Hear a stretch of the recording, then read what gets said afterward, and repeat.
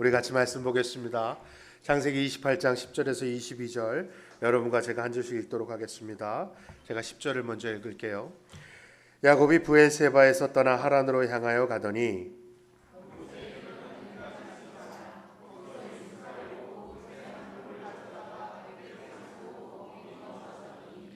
꿈에 본즉 사닥다리가 땅 위에 서 있는데 그 꼭대기가 하늘에 닿았고 또 본즉 하나님의 사자들이 그 위에서 오르락 내리락 하고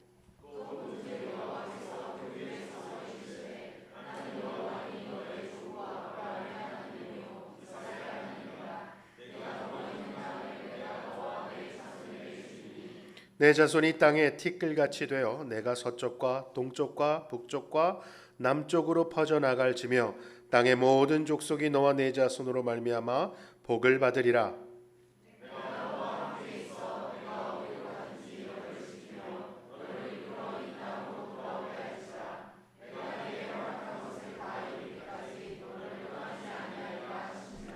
야곱이 잠이 깨어 이르되 여호와께서 과연 여기 계시거늘 내가 알지 못하였도다.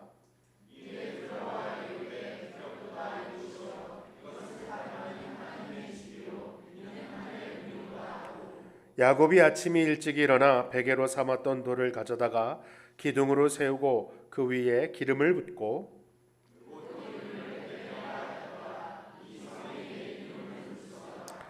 야곱이 서원하여 이르되 하나님이 나와 함께 계셔서 내가 가는 이 길에서 나를 지키시고 먹을 떡과 입을 옷을 주시어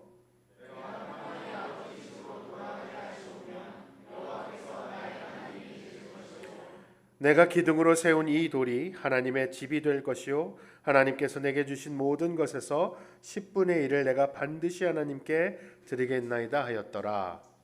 아멘. 자, 우리 옆에 있는 분들한테 좀 인사할까요?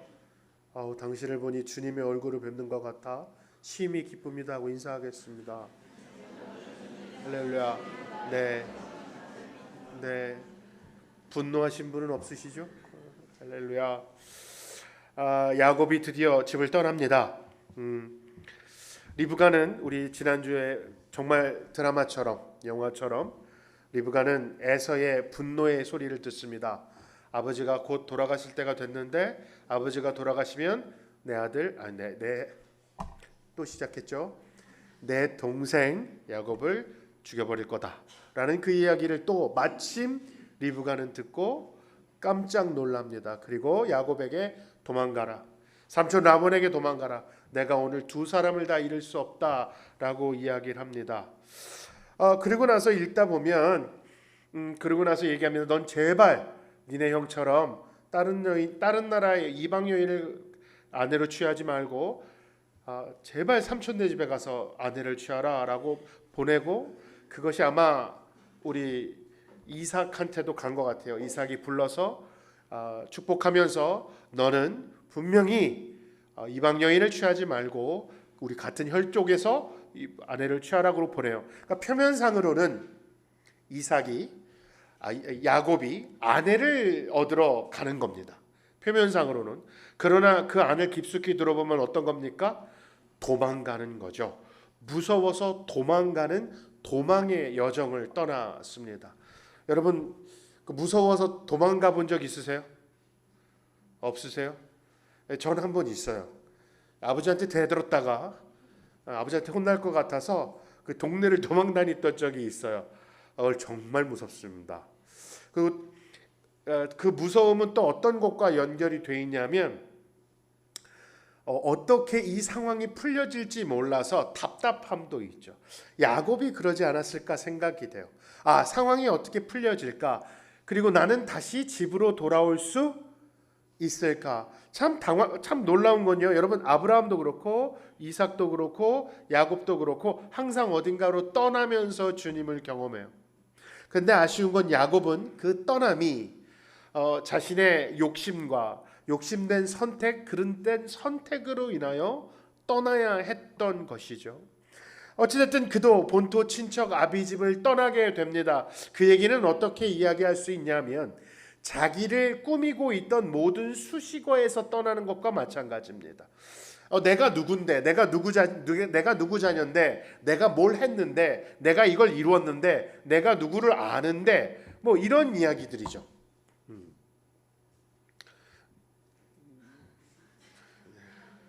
네, 화면이 번쩍번쩍 저만 그런 건 아니죠. 네, 깜짝 놀랐습니다. 이렇게 막 내가 누구라고 내가 뭐를 했고 이걸 했던 그 모든 것이 의미 없어지는 순간입니다. 그러면 참 답답하죠. 그래도 내가 이걸 만들려고, 내가 이걸 지으려고, 나에게 주어진 것을 지키려고 노력을 엄청나게 했는데 그걸 다 내려놔야 하는 순간이 온다면 그것처럼 답답한 게 없습니다. 그런데 반면에 그 모든 걸 다 내려놓는 순간, 그 순간이 진정 나가 드러나는 순간인 겁니다. 성경은 더더욱 그렇습니다. 하나님은 항상 우리를 만나실 때 이게 좀 떨어뜨려 놓는 것 같으세요. 항상 먼 데로 보내세요. 여러분 그거 기억나세요? 하나님께서 베드로를 부를 때 베드로한테 그러죠. 그물을 어디다가 던지라 그래요? 깊은 물에다 집어 던지라 그러죠. 그러면요 배가 육지에서 멀리 떨어져요. 그리고 그물을 던졌고 고기를 잡았고 베드로가 놀라서 오 하나님 하고 무릎을 꿇으니까 그때 예수님이 물어보시는 장면이 있습니다. 나를 따르라. 그때 그 장면에서 좀 고민을 했어요. 왜 멀리 보낼까? 왜 깊은 물이었을까? 왜 그럴까요? 육지에 있으면 다른 사람들이 쳐다보고 있어요. 육지에 있으면 다른 사람들의 눈을 의식해야 돼요. 그런데 육지에서 멀리 떨어져서 예수님은 베드로와 1대1의 상황을 만들어 그에게 초대를 하죠. 너 나 따를 거야? 그때 yes or no가 진정으로 yes or no죠. 다른 누군가의 영향을 받지 않는 정말 내가 오로지 이야기할 수 있는 선택할 수 있는 그 선택. 오늘 야곱도 그런 순간으로 내몰리고 있는 것 같아요. 물론 야곱 입장에서는 답답한 상황입니다. 여러분 상상이 됩니까?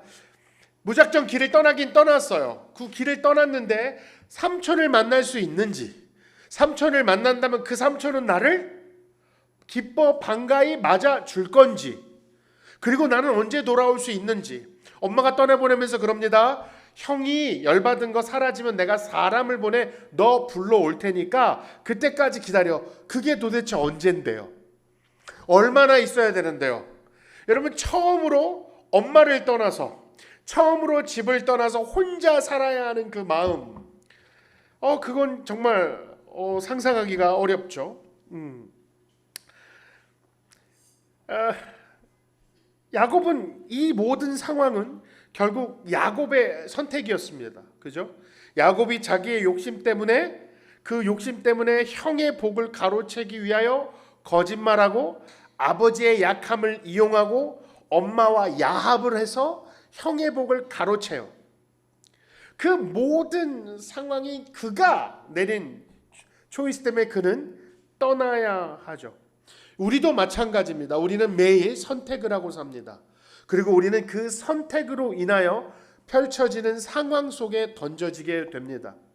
우리는 많은 순간 이 선택으로 인하여 벌어질 일들에 대하여 나는 책임을 질 수 있을 거라 마음 당당하게 선택할 때도 있지만 사실 책임지기 어려운 일들이 나타날 때도 훨씬 많죠. 때로는 남의 선택 때문에, 때로는 나의 선택 때문에 그 어려운 상황을 맞이합니다. 그래서 어려운 상황 속에서 살다 보면 또 사라져요. 그죠? 여러분 어려운 상황들 있으셨죠? 근데 그 어려운 상황에서 죽을 것 같은 상황인데 안 죽었죠? 여기 앉아 계신 거 보니까 또 사라지죠. 그런데 살다 보면 사라져. 그러니 괜찮아 라는 말이 체념이나 단념이라면 그건 문제가 있는 것 같아요. 이렇게 나이 드신 어르신 분들을 만나서 얘기를 하다 보면 특히 이제 주님을 우리처럼 하나님을 믿지 않는 분들과 만나보면 살다 보면 사라진다. 살면 된다. 인생 별거 없다. 이러는 얘기 들어보셨어요? 어르신 분들하고 잘 안 지내세요 시간을? 그걸 들을 때 그게 체념이고 단념이라서 마음이 좀 어려워요. 그럼 내가 왜 살아야 하지? 이렇게 마지막에 남는 것이 체념이라면, 단념이라면. 그런데 여러분, 믿는 자에게는, 믿는 자도 비슷한 얘기를 합니다. 살다 보면 사라집니다. 여러분, 저도 나름 여러 가지 풍파를 많이 겪었잖아요. 이런저런 풍파를 겪어왔습니다. 정말 죽을 것 같은 순간이 한두 번이 아니었습니다. 너무 스트레스를 받아서 막 몸을 긁어서 몸에서 피가 날 때까지 긁은 적도 있고, 잠 못 이루는 밤도 많았고, 눈을 뜨지 않았으면 좋겠다는 날도 많았어요. 근데 또 살다 보면 사라집니다. 인생 별거 없습니다. 왠지 아세요? 하나님이 계시기 때문입니다. 내가 그렇게 마음 졸여하고 힘들어하고 어떻게 될지 모르는 그 마음 졸이는 상황 속에 내 힘으로 해결하지 않아도 된다는 것이 내 안에 들어온다면, 내 힘으로 안 해도 되는구나, 하나님이 함께 하시는구나, 하나님이 나의 삶의 여정에, 나의 여정에 나를 붙들고 나를 떠나시지 않으면 어려움은 어렵지만 큰 문제가 되지 않습니다. 그래서 우리 이렇게 얘기하죠. 괜찮아요, 집사님. 살아다 보면 살아요. 하나님이 살게 해주세요. 그러니 너무 염려 마세요 라고 합니다. 비슷한 말이지만 우리 신앙인들의 말은 그건 체념이나 단념이 아니라 소망이 있기 때문에, 하나님을 경험했기 때문에 나오는 소망의 이야기고 믿음의 이야기죠. 오늘 하나님이 야곱에게 그걸 해주시는 장면입니다. 우리 한번 보죠. 자, 야곱이 브엘세바에서 떠나 하란으로 향하여 가더니 이럽니다. 한 곳에 이르러는 해가 진지라. 그 한 곳이라고, 이름 없는 그 장소, 어떠한 장소, 저는 그냥 들판이라고 할게요. 그냥 어느 한 장소입니다. 이름도 없어요. 근데 이상한 건 뭐냐면 우리가 이 장소가 베델이 될 거라는 건 알죠. 여러분 오늘 기분 나쁘진 않으시죠? 왜냐하면 나중에 야곱이 이곳을 베델이다, 하나님의 집이다라고 선포했고, 사실은 이 베델이라는 장소는 아브라함이 처음 본토 친척 아비 집을 떠나 제물을 드릴 때 베델, 그곳에서 제사를 드린 적도 있고, 이후의 역사 속에서도 베델이라는 지명이 계속 나오기 때문에 이 지역은 이름 없는 지역이었지만 야곱으로 인하여 베델이라는 이름을 가졌다는 걸 오늘 우리는 알 수 있습니다. 성경은 독자를 생각하기 때문에, 이 성경을 읽는 독자들은 이미 그 지나온 역사이기 때문에 독자가 알아들을 수 있도록 베델이라고 이미 이야기를 하죠. 그런데 그 베델에 무슨 지역이 있었냐 하면, 오늘 보면 루스죠. 그렇죠? 네, 루스. 네. 루스라는 그 도시 근처에 있어요. 베델은. 그러니까 지금 야곱이 왠지는 모르겠는데 성읍에서 들어가서 자지 않고 들판에서 자는 걸 우리는 볼 수 있어요. 여러분, 들판에서 자는 건 위험합니다. 그리고 보통 성읍에 들어가서 잠을 자게 되죠. 근데 그는 왜 들판에서 잠을 잤을까? 왜 그랬을까? 학자들은 여러 가지 이야기를 해요. 어떤 학자들은 그곳이 아브라함이 옛날에 제사를 드렸던 곳이기 때문에 일부러 야곱이 할아버지가 제사 드렸던 곳을 마음이 헛헛하여 하나님을 붙들기 위하여 갔을 것이다 라고 말하는 사람도 있고, 또 많은 학자들은 아니다, 그냥 여행길에 우연히 들린 곳이다 라고 말하는 사람도 있어요. 그것이 어떻게 됐든 우선 야곱은 들판에 이름 모를 돌멩이 하나를 베개를 삼아 잠을 자고 있습니다. 이거 얼마나 답답했을까? 잠은 제대로 잤을까? 그 걱정 때문에 잠은 제대로 잘지 모르는 그 시간, 아무도, 그 이름도 없는 장소, 별 볼 일 없는 돌을 베는 아무것도 아니게 된 야곱입니다. 여러분, 그 장소, 그 시간이에요. 모든 것을 잃어서 아무런 인생의 의미가 없어 보이는 그 시간에 야곱은 꿈을 꿉니다. 이 이야기는 하나님께서 야곱에게 먼저 오신 거죠. 자, 꿈에서 뭘 봅니까? 사닥다리를 봅니다. 근데 사닥다리에 천사가 오르락 내리락 한대요. 이게 이해가 안 되죠. 여러분, 사닥다리는 어떻게 있어야 되죠? 벽에 기대야 됩니다. 이게 저만 이상하군요. 나는 이게 이해가 안 돼요. 사닥다리가 어떻게 서 있을까? 두 발로. 그죠? 기대도 있지도 않고 천사가 오르락 내리락 오르락 내리락 하고 있어요. 사닥다리에서. 여러분, 사닥다리에서 오르락 내리락 해보셨어요? 안 해봤죠? 안 돼요. 오르락 내리락이. 이게 안 이상하단 말이에요? 에? 사닥다리가 말이 돼요? 이제 또 그럴 수 있죠. 꿈이지 않습니까, 목사님? 너무 디테일하게 가지 마시죠.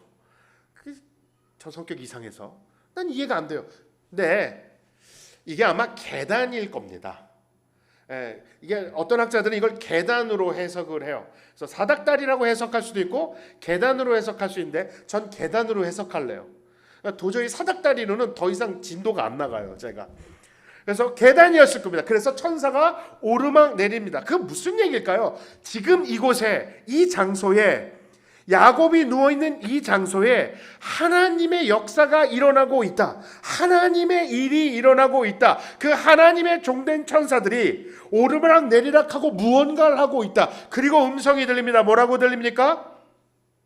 나는 여호와이니 너의 조부 아브라함의 하나님이요 이삭의 하나님이라. 내가 누워있을 땅을 내가 너와 내 자손에게 주리. 갑자기 하나님이 서서 선포를 하십니다.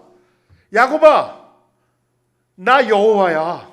너 내가 누군지 아니? 네 할아버지의 하나님, 너 아버지의 하나님, 그리고 오늘 너의 하나님이 될 나 여호와야 라고 하나님 당신을 소개하십니다. 여러분, 이게 얼마나 놀라운 장면이냐 하면 야곱한테 지금까지 하나님은 단 한 번도 말씀하신 적이 없는 것 같아요.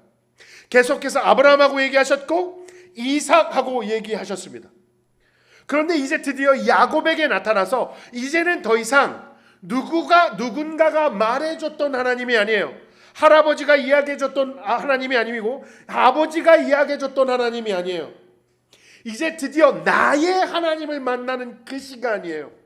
자기에게 가진 것을, 모든 것을 잃었을 때, 정말 자기가 아무것도 아닌 것이 되었을 때 하나님은 그에게 찾아와 내가 너의 모든 것이 되어주겠다고 얘기하는 사건입니다.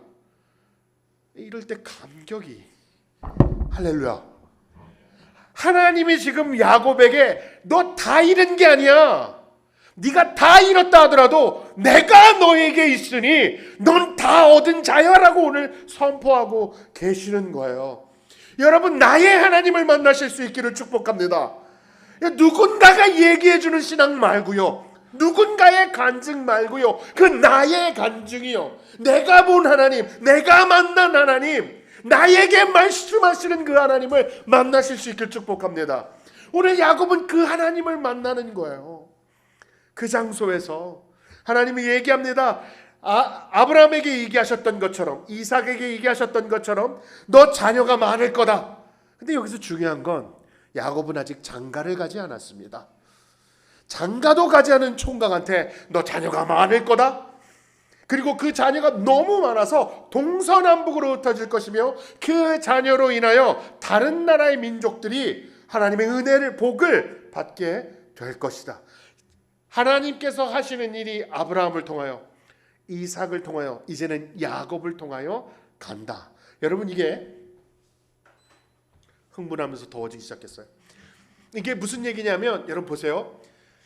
이삭이 자기가 속아서 야곱에게 복을 내린 걸 깨닫고 두려워 떨었더라. 우리 지난주에 나눴죠.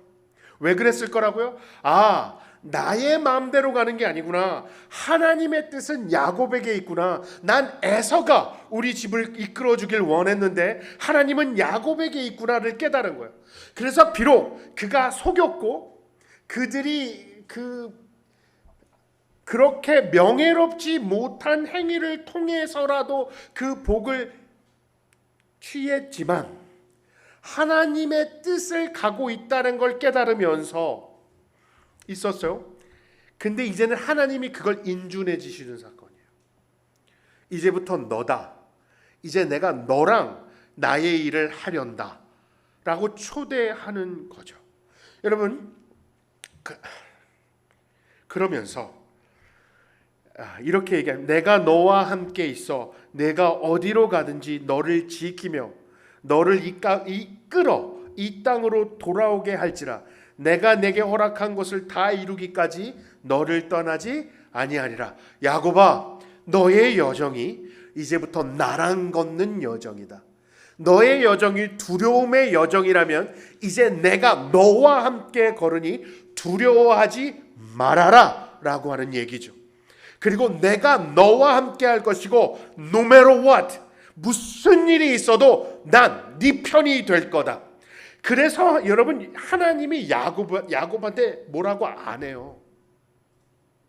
야곱을 나무라는 장면이 없죠. 아브라함에게도 나무라는 장면이 없고 이삭에게도 나무라는 장면이 없고 야곱에게도 나무라는 장면이 없어요.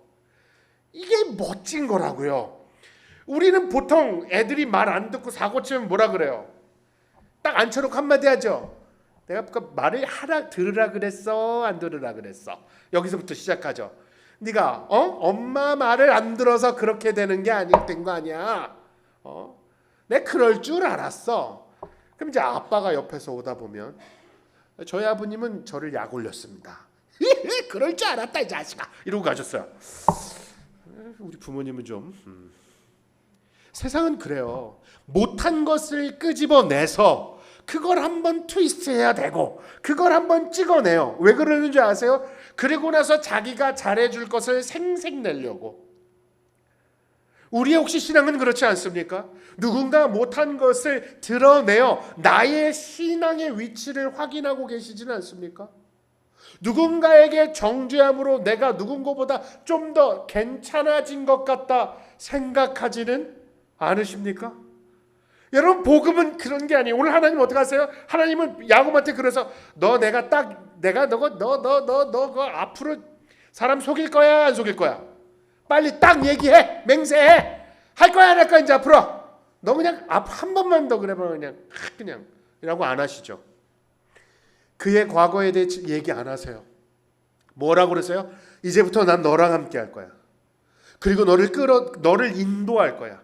그리고 내가 너를 건강하게 이 땅에 다시 돌아와 이 땅을 너에게 줄 때까지 너의 후손들이 이 땅을 차지하여 나의 일이 이루어지는 그 모든 순간에 난 너와 함께 할 거고 난 철저하게 네 편이야 라고 얘기하세요. 그럼 이제부터 야곱이 삼촌 라반을 만나서 벌어지는 모든 일들은 어느 관점에서 읽어야 돼요? 하나님이 야곱 편을 들면서 하는 얘기예요. 우리 요즘 계속 하는 말이 있죠. 하나님은 누구 편이다? 왜 지난주에 안 오셨나요? 하나님은 누구 편이다? 하나님은 누구 편이라고요? 하나님은 내 편이세요.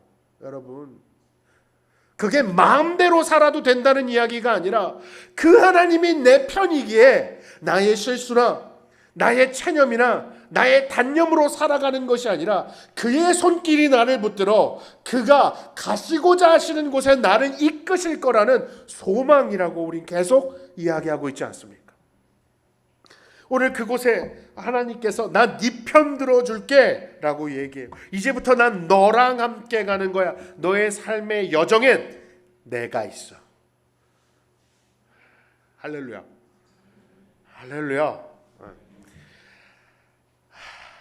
오늘 그곳 무명의 장소, 이름 없는 장소에서 별 볼 일 없는 돌을 지고 베고 자고 있는 야곱, 그 야곱에게 오늘 드디어 하나님의 사람이 되는 순간입니다. 그리고 그는 잠을 깨죠.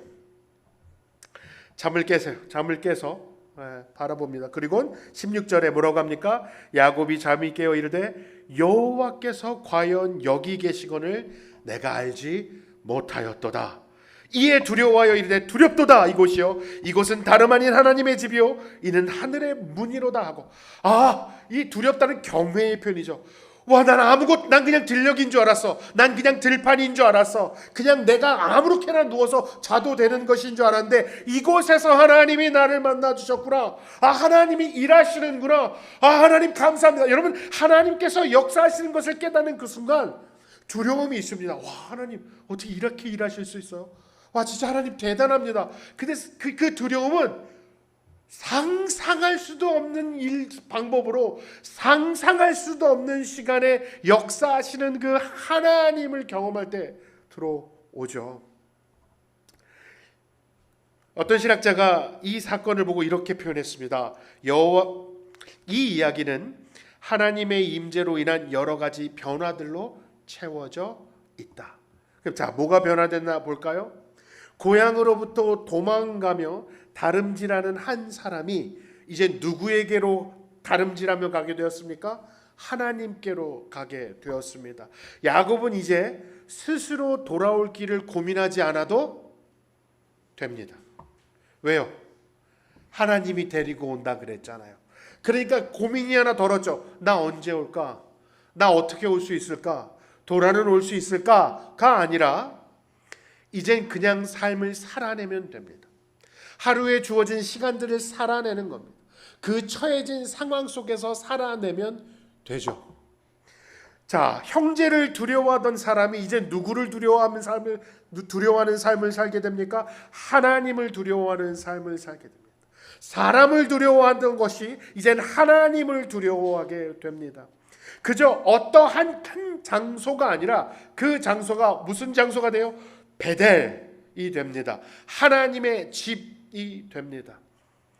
자기가 베고 잤던 바위가 성소가 됩니다. 거기다 기름을 붓습니다. 밤이 아침으로 바뀝니다. 그 꿈이, 그 모든 것이 변화됩니다.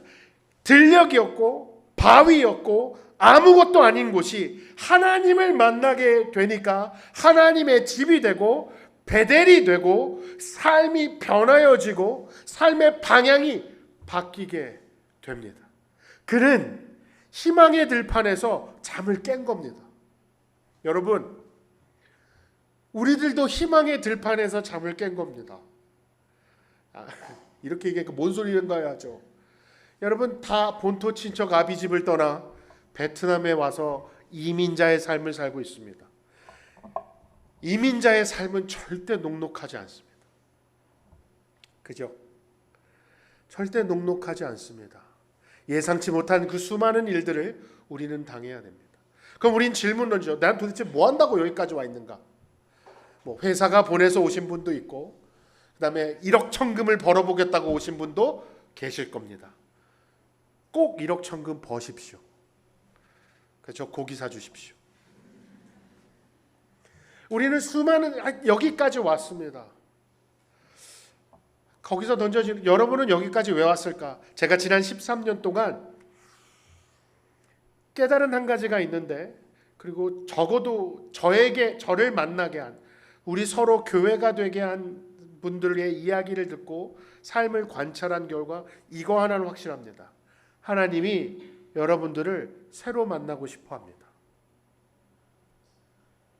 하나님께서 여러분들에게 하나님이 누구신지를 드러내 보이시고 싶으셔서 이곳까지 오게 하신 겁니다. 왜 의심의 눈초리로 쳐다보죠? 하나님께서 여러분과 제가 만날 수 있는 확률이 뭘까요? 전 미국에 살았고 여러분 한국에 살았습니다.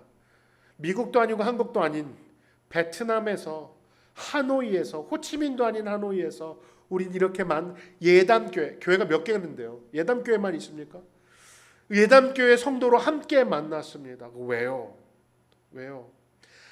우리의 만남 속에서 하나님이 드러나게 하시려고요.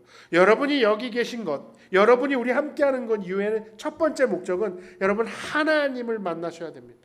하나님을 새롭게 만나시기를 축복합니다. 여러분에게 소명이 무엇인지, 나의 삶의 의미가 무엇인지, 나의 삶의 방향이 무엇인지를 하나님께서 보여주시려고 여러분들을 이곳까지 함께하고 있다고 저는 믿습니다. 그 말씀이 새로워질 겁니다. 기도할 때 주님을 만날 겁니다. 우리가 계속해서 우리 같이 공부합시다. 말씀을 핍시다. 그 안에서 주님을 만납시다. 예수 그리스도를 닮아가는 것이 무엇인지를 알게 하시려고 하나님이 이곳까지 우리를 부르는, 이 삶이 어떤 분에게는 들녘 같은 삶이며 광야 같은 삶이며 답답한 삶일 수도 있고, 어떤 분에게는 그냥 괜찮은 삶일 수도 있을 겁니다. 그러나 중요한 건 하나님을 만나는 삶을 살게 하려고 우리를 만나게 하셨다는 걸 기억할 수 있기를 바랍니다. 여러분 중에 혹시 고통당하고 계시는 분이나 다른 사람에게 차마 말 못하는 일들 때문에 아파하신다면, 여러분, 왜라는 질문을 던지시기보다 how라는 질문을 꼭 던지시기를 축복합니다. 왜 나한테 이런 일이 있지? 왜 도대체 난 이렇게 힘들어야 되지? 왜 일이 나에게 있지? 그래서 우리는 항상 어떤 나쁜 일이 있을 때 뭐 하죠? 지나온 시절을 자꾸 유추하면서 내가 죄를 져서, 내가 뭘 잘못해서, 혹은 저 사람 때문에, 쟤 때문에, 남편 때문에, 아내 때문에, 자녀 때문에 상대방에게 책임을 전가하며 자꾸 이야기합니다. 그리고 우리는 그 이유를 찾으려고 해요. 내가 도대체 왜 힘든지, 이 상황이 왜 벌어진지 이유를 찾으려고 해요. 여러분, 이유는 한 가지입니다. 믿는 자에겐 뭘까요? 하나님이 고통 속에서 뭔가 하시겠다는 얘기라고요. 이럴 때 아멘을 해야 제가 좀 덜 불안하거든요. 여러분, 고통의 순간은요, 하나님께서 내 삶에서 뭔가를 이루시겠다고 하시는 하나님의 음성입니다. 그 음성을 들으실 수 있기를 바랍니다. 그래서 우리의 기도는 뭡니까? 왜 나입니까? 왜입니까가 아니라 하나님을 어떻게 가야 합니까? 내가 하나님을 어떻게 만나야 합니까? 이 상황을 내가 어떻게 지내가야 합니까? 나에게 힘을 주십시오. 나에게 소망을 보여주십시오. 나에게 길을 보여주십시오. 하나님, 내가 지쳐 쓰러지지 않게 하시고 체념하거나 단념하지 말게 하시고 다시 한번 일어나 하나님을 붙들 수 있게 하십시오 라고 기도하기를 축복합니다. 오늘 그 시간에 그는 깨어납니다. 그리고 그는 이곳이 하나님께서 역사하시는구나, 이제부터 하나님이 나와 함께 하시는구나. 그래서 20절에 보면 야곱이 서원하여 이르되 하나님이 나와 함께 계셔서 내가 가는 이 길에서 나를 지키시고 먹을 떡과 입을 옷을 주시어 내가 평안히 아버지의 집으로 돌아오게 하시면 여호와께서는 나의 하나님이 되실 것이요. 안 오면 안 할 거예요? 그러니까 서원을 하죠. 하나님께서 나에게 약속하신 이 약속을 하나님 내 삶에 실행하여 주옵소서, 이렇게 표현해야 될 것 같습니다. 하나님 해주세요. 하나님 붙들겠습니다. 내가 그렇게 돌아오기를 원합니다. 그러면 하나님이 내 하나님이 될 겁니다는 표현이 좀 그렇죠. 그런 것보다 이렇게 표현했으면 좋겠어요. 그러면 내가 하나님이 역사하심을 더 깊게 믿을 수 있을 줄로 압니다. 하나님이 나를 떠나셨다는 얘기가 아니라 하나님께서 나에게 하셨던 그 약속이 내 삶에서 현실로 됨을 나는 굳게 더 붙들 겁니다. 내가 기둥으로 세운 이 돌이 하나님의 집 될 것이요 하나님께서 내게 주신 모든 것의 10분의 1을 내가 반드시 하나님께 드리겠나이다. 당신이 나를 이렇게 잘 돌봐주면 제가 그 대가로 10분의 1을 드리겠습니다. 11조 잘하겠습니다 라고 말하는 게 아니라고요. 여러분, 오늘 여러분 11조는요 고대 근동지역에서 널리 시행되던 제도였습니다. 어떤 거였냐면 국세와 종교세의 개념이 그러니까 세금에 가까웠어요. 그러나 야곱이 지금 창세기를 보면 물론 아브라함이 멜기세덱을 만나서 멜기세덱에게 11조를 주는 그 장면이 있긴 하지만 11조를 서원하는 장면은 야곱이 처음입니다. 창세기를 내내 하는 동안. 그래서 왜 그는 11조를 서원하는가? 그가 11조를 서원한 게 무슨 의미인가 보면 이제 이 11조는 원래는 왕에게 드리거나 이방 신에게 내던 세금 같은 것인데 야곱이 서원함으로써 이제부터 나의 삶의 주인은 하나님이시며 그 하나님께서 내 삶을 주관하시는 것을 믿고 선포하고 인정하며 그 11조를 하나님께 드립니다. 왕이 아니라 이방 종교가 아니라 하나님입니다. 그 얘기는 하나님이 내 삶을 붙드신 것을 나는 믿어 선포합니다가 11조의 개념입니다. 그 얘기는 여러분 11조는 우리는 많은 순간 혹시라도 11조를 책임감에 하신다면 하지 마십시오. 여러분, 사실 이런 설교를 할 때마다 저는 마음이 어렵습니다. 사실 제 마음속엔 책임감이라도 하세요라는 생각이 있지만, 정확하게 따지면 여러분, 10의 1조는 10의 구조를 하나님께서 나에게 주신 것으로 알아 쓰겠습니다라는 선포가 11조입니다. 10의 1조는 10의 구조를 대표하는 겁니다.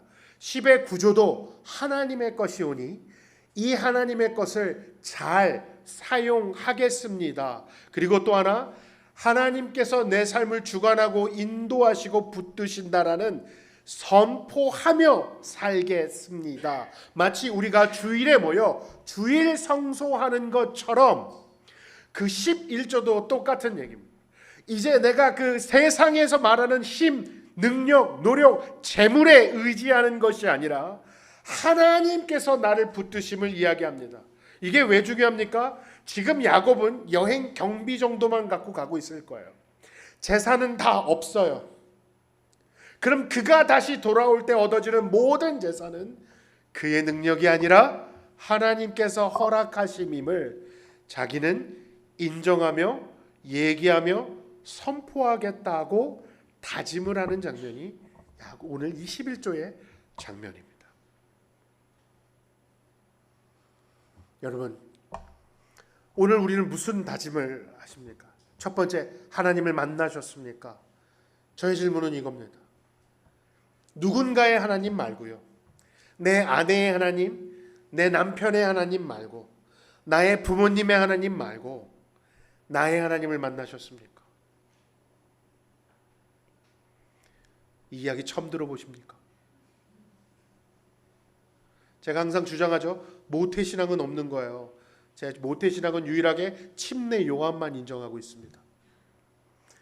모태신앙은 없는 겁니다, 여러분. 하나님을 만난 사람만 신앙을 갖게 됩니다. 하나님이 간섭하고 있음을 경험하는 자들만 신앙을 가지게 됩니다. 그걸 하기 위하여 하나님이 우리가 아직 하나님을 모를 때에 우리에게 다가오셔서 일하고 계신다고 말씀하시지 않습니까? 시간이 쭉 흘러 신약에 가서 예수님은 그럼 이 사건을 어떻게 설명하는지 볼까요? 요한복음 1장 51절에 이렇게 되어 있습니다.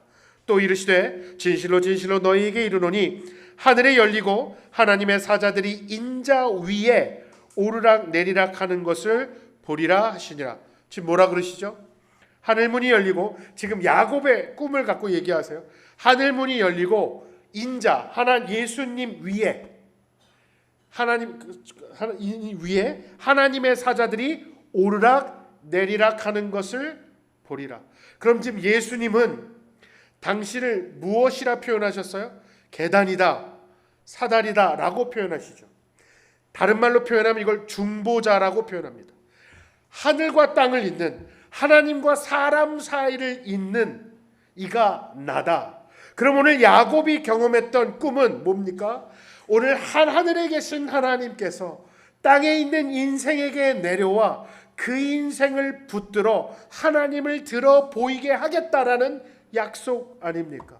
우리는 신약 시대를 살아가는 우리는 예수 그리스도로 말미암아 하늘에 계신 그 하나님 앞에 자녀가 되어 나아가게 되었습니다.